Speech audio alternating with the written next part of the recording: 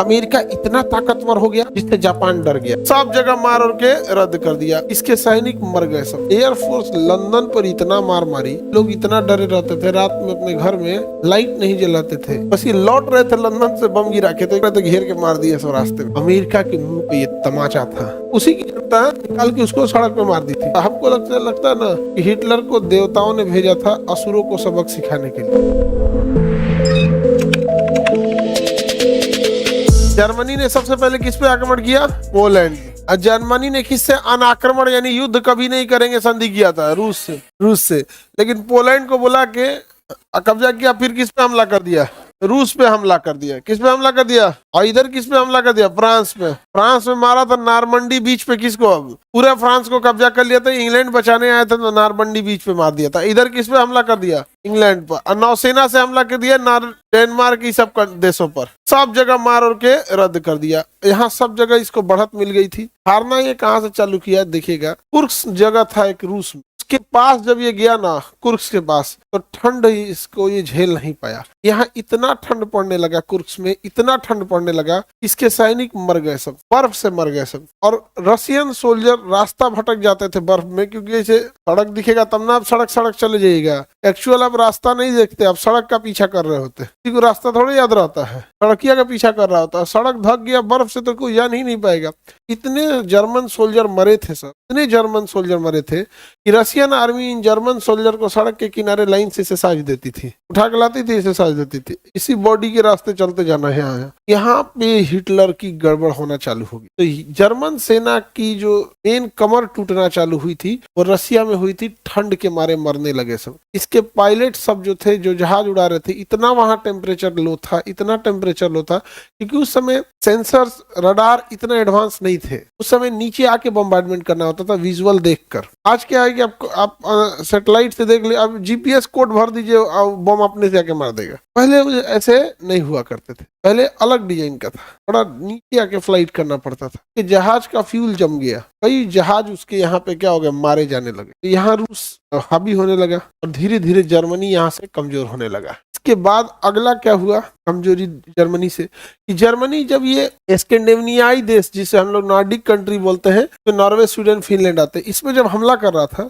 इनकी नेवी ने बड़ा मजबूत रेजिलियंस दिखाया, बहुत मजबूत विरोध किया, युद्ध अच्छे से लड़े। हार तो गए, लेकिन हिटलर की नेवी को यहाँ बहुत ज्यादा क्षति पहुंचा दी। हिटलर की नेवी, इसमें सबसे प्रमुख पनडुब्बी होती थी जिसे यू बोट्स कहा जाता था। पनडुब्बियों को क्या कहा जाता है? You boats. पनडुब्बी को यू बोट, और एयरफोर्स को लुफ्तवाफ। जर्मनी की एयरफोर्स को लुफ्तवाफ, पनडुब्बी को यू बोट्स। पनडुब्बी को यू बोट्स कहा जाता था। तो ये यू बोट्स को यहाँ बहुत क्षति पहुंच गई। और एयरफोर्स इधर तो ठंड से मर गई। एयरफोर्स लंदन पर इतना मार मारी, लंदन के पायलट्स इतने थक चुके थे कि अब जहाज उड़ाने के उसमें नहीं थे। तो विंस्टन चर्चिल ने कहा कि अब लंदन बर्बाद हो रहा है, बर्बाद हो जाने दो, एयरफोर्स के पायलटों को आराम करे। एयरफोर्स के पायलट सब 2-3 दिन आराम से सोया, सब बढ़िया से रेस्ट करे। तब तक जर्मनी ने पूरे लंदन शहर को उड़ा दिया था। लंदन में लोग इतना डरे रहते थे, रात में अपने घर में लाइट नहीं जलाते थे, दिन रात बम्बार्डमेंट करता था हिटलर।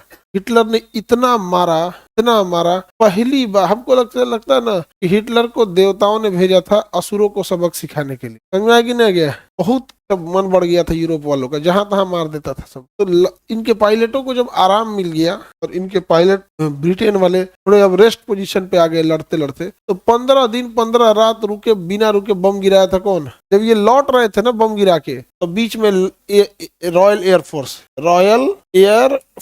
RAF, रॉयल एयरफोर्स, यानी ब्रिटेन की एयरफोर्स को क्या कहा जाता है?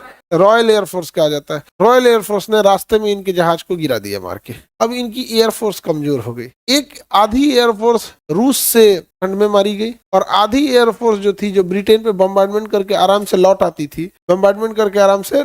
थी, इस बार ब्रिटेन वालों ने कहा कि काम करते इनको बम्बार्डमेंट करने देते हैं लंदन पे। जब ये लौटेंगे ना तो इनका हथियार खत्म हो चुका रहेगा, आराम से खींच के मारा जाएगा इनको। बस ये लौट रहे थे लंदन से बम गिरा के, तो एक तो थक चुके थे, ओवर कॉन्फिडेंस थे, हमें कौन बोलेगा, लौट रहे थे, घेर के मार दिया सब रास्ते में। इसकी एयरफोर्स यहाँ क्या हो गई, फंस गई। नेवी ऊपर में जाके फंसी थी, नेवी कहाँ पर, स्कैंडिनेवियाई देशों में, नॉर्वे स्वीडन से लड़ते लड़ते नेवी गई थी। अब बच गई थल सेना। थल सेना बर्फ में जम गई, कहाँ पर, थल सेना बर्फ में जम गई, रूस में जम गई, और यहाँ से युद्ध लंबा हो गया। यहाँ से धीरे धीरे धीरे धीरे जर्मनी कमजोर होने लगा था। तो अमेरिका हथियारों का निर्यातक रहा शुरू से। तो पूरे इंग्लैंड को हथियार कौन सप्लाई कर रहा था, हाँ अमेरिका। जर्मनी को हथियार दिया अमेरिका, फ्रांस को अमेरिका, जर्मनी को नहीं, स्पेन को दिया। यहाँ पे जितने मित्र राष्ट्र थे तो सबको हथियार कौन दे रहा था, अमेरिका।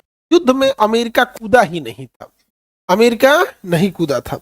अब देखो अमेरिका इतना ताकतवर हो गया, समझदार से, अमेरिका इतना ताकतवर हो गया जिससे जापान डर गया, क्योंकि जापान और अमेरिका पड़ोसी हैं। पड़ोसी कैसे हैं कि पृथ्वी ऐसे चपटी नहीं है, पृथ्वी गोल है।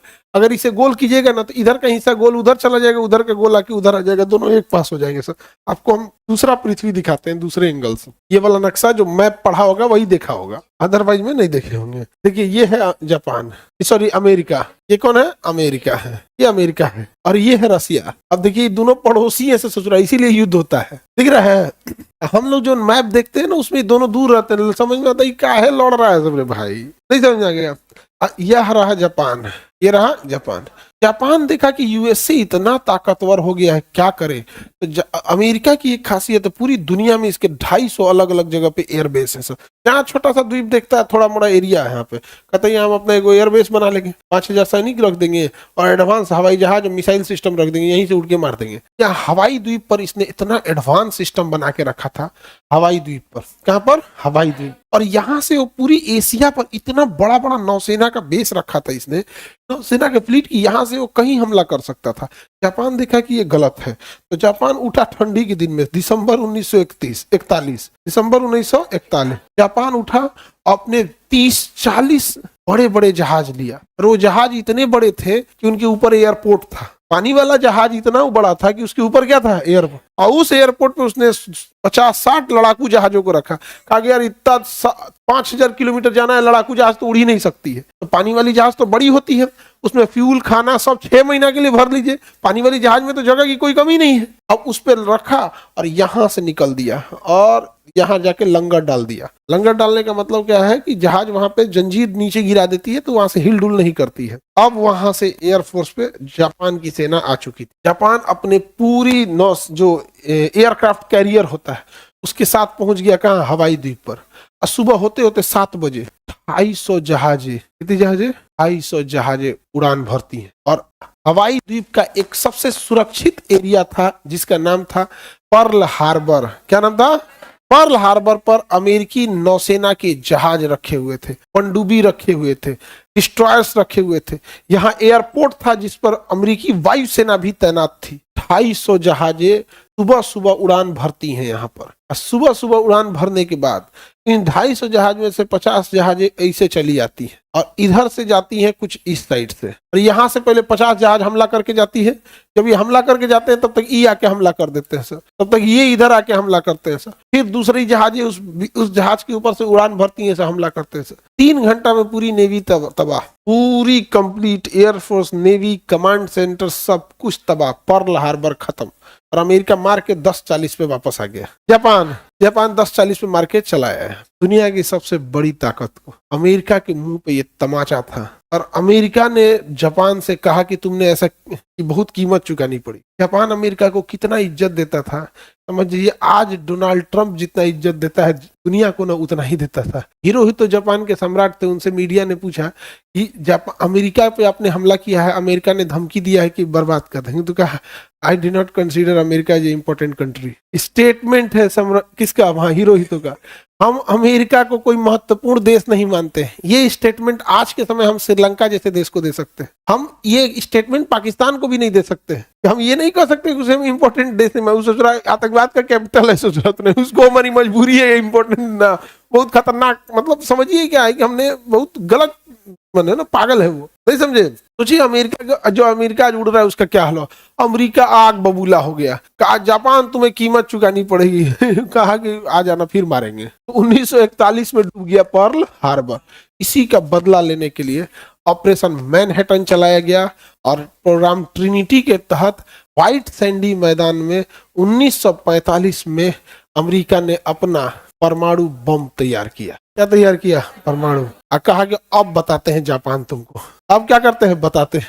उसके बी टू बॉम्बर में 8 ही इंजन होता है, पूरी दुनिया का चक्कर लगा सकता है, और यहां से उड़ान भरता है और जाके सबसे पहले मारना था क्वेटो को। किसे मारना था? क्वेटो। मौसम सही नहीं था, मार दिया क्वेटो के नीचे किसको? हिरोशिमा को। तो 6 अगस्त 1945 को मारता है हिरोशिमा, और 9 अगस्त 1945 को मारता है नागासाकी, और 15 अगस्त 1945 को मारना था टोक्यो पे, और ऑप्शन था या तो सरेंडर कर दो नहीं तो मार देंगे टोक्यो पे। इस हथियार के आगे किसी का कोई चलता ही नहीं था। सपोज करो एक ऐसा हथियार हो जिसको गिराने के बाद कोरोना फैल जाए और रातों रात फैल जाए, मतलब 2 घंटे के अंदर साफ हो जाए। कोरोना धीरे धीरे फैल रहा था ना, 1 महीना 2 महीना, बट जितना तेजी से स्प्रेड कर रहा था, अगर वो रातों रात फैल जाए, क्या हम उस हथियार के सामने लड़ने की हिम्मत करेंगे? नहीं करेंगे। 15 अगस्त के दिन जापान ने क्या कर दिया? सरेंडर कर दिया। यही वो दिन था जब हम लोग को आजादी मिला था। समझ में आ गया कि नहीं आ गया? ठीक 2 साल बाद। और इधर हिटलर कमजोर हो गया, तो हिटलर जब कमजोर हो गया, क्योंकि इसके साथी कमजोर होते गए। इटली में था बेनिटो मुसोलिनी। हिटलर को लगता था कि ये जनता इसको साथ देगी, तो बेनिटो मुसोलिनी को उसी की जनता निकाल के मारी सड़क पे मार दी थी। उसी की जनता निकाल के उसको सड़क पे मार दी थी। हिटलर कमजोर हो गया, उसकी नेवी ऊपर में खत्म हो गई थी। एयरफोर्स लौटने के टाइम पे ब्रिटेन मार दिया, आर्मी उसकी फंस गई रूस में। अब उधर जर्मनी क्या हो गया, सॉरी जापान क्या हो गया? मारा गया, और जापान सरेंडर कर दिया। जापान जब सरेंडर किया ना, तो जापान ने कहा कि अब हम युद्ध ही नहीं लड़ेंगे, क्योंकि आम इंसान इतने मारे गए थे जिसका कोई हद नहीं। तो अमेरिका इन पे परमाणु बम गिराया, और उसके बाद साइन कर लिया कि आप अपनी नेवी नहीं रखेंगे, एयरफोर्स नहीं रखेंगे, थल सेना नहीं रखेंगे, सब हमारी जिम्मेदारी आपकी सुरक्षा करना, और इसका बिल और बजट आप ही देंगे। जापान हारा था, परमाणु बम था। वर्साई की संधि से ज्यादा शर्मिंदगी की संधि आज तक जापान झेलता है उसका। समझ आएगी कि नहीं आ गया यहाँ पे? और इससे इसलिए ये रख लिया अमेरिका कि यहाँ से यह रूस को, अब जैसे यहाँ पे उसकी पूरी एयरफोर्स, अब बताइए अमेरिका की 1 लाख फौज है, हर एक तरह का हथियार है, यहाँ से तो कभी भी रूस पे अटैक कर सकता है, कभी भी चीन पे अटैक कर सकता है। इसीलिए चीन सोचता है ताइवान पे कब्जा करने, तो सीधा ने दिख जाता है कौन? जापान पे की अमेरिका की सेना, जापान है कि ये अमेरिका की सेना। इधर से तो जापान निपट गए। जापान क्या हो गया? निपट गया। कौन निपटा दिया इनको? अमेरिका निपटा दिया इनको। अब यहाँ से इटली बेनिटो मुसोलिनी को मुआ दिया, सब वहीं के आदमी मर गए यहाँ पे। अब यहाँ से इसकी हिटलर की सेना भी मर रही थी, यहाँ से रूस की सेना बढ़ने लगी किधर की ओर? बर्लिन की ओर। इधर से ये बढ़ने लगे, इधर से फ्रांस वाला बढ़ने लगे, इधर से ब्रिटेन बढ़ने लगा, और अमेरिकी एयरफोर्स ने बम्बार्डमेंट करके पूरी जर्मनी को खत्म कर दिया। पूरी जर्मनी खत्म हो गया।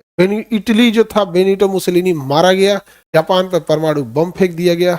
US air force, America, Britain, France, रूस सब मिल के मार दिए जर्मनी को। इतना ज्यादा तबाही हुआ जब दिख गया कि जर्मनी में रूस की सेना घुस चुकी थी और बर्लिन उसकी राजधानी तक पहुंच चुकी। इतना इंटेंस होने के बाद हिटलर देखा कि अब नहीं बच सकते, हिटलर को बहुत बुरा मारेगा, सब दुनिया में परेड कराएगा, सब समझ आ गया कि नहीं आ गया? बहुत मारेगा। हिटलर गया अपनी पत्नी के साथ ज्वाइंट कर लिया, समझा गया? मर गया।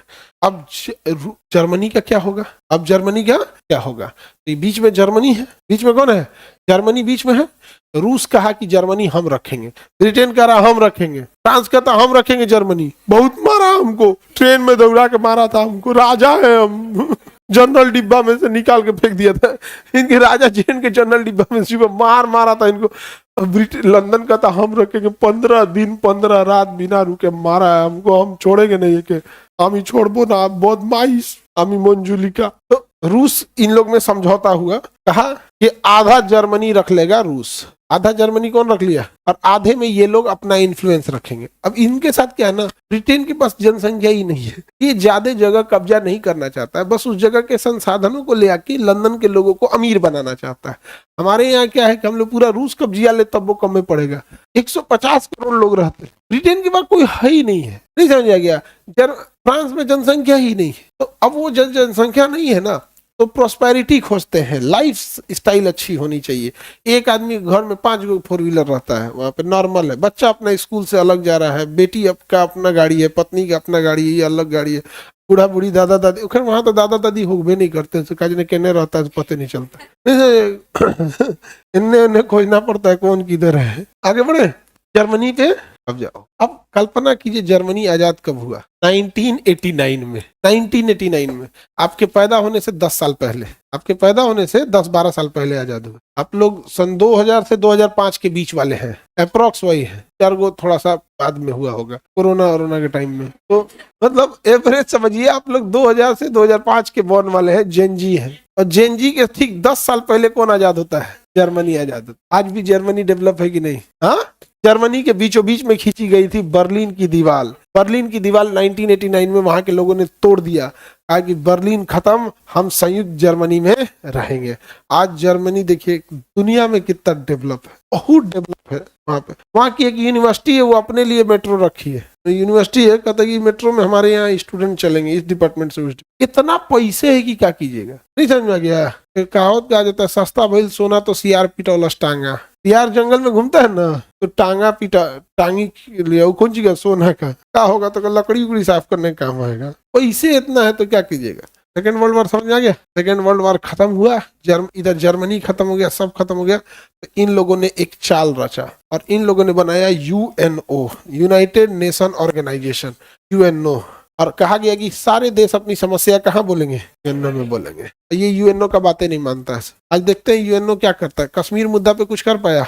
नहीं कर पाया। उसका जब देखो, जितना समझौता, शांति, सब जो है ना, गरीब और कमजोर लोगों के लिए होता है, नहीं समझे? बाकी किसी के लिए नहीं होता। सेकेंड वर्ल्ड वॉर समाप्त हो गया। किसी को दिक्कत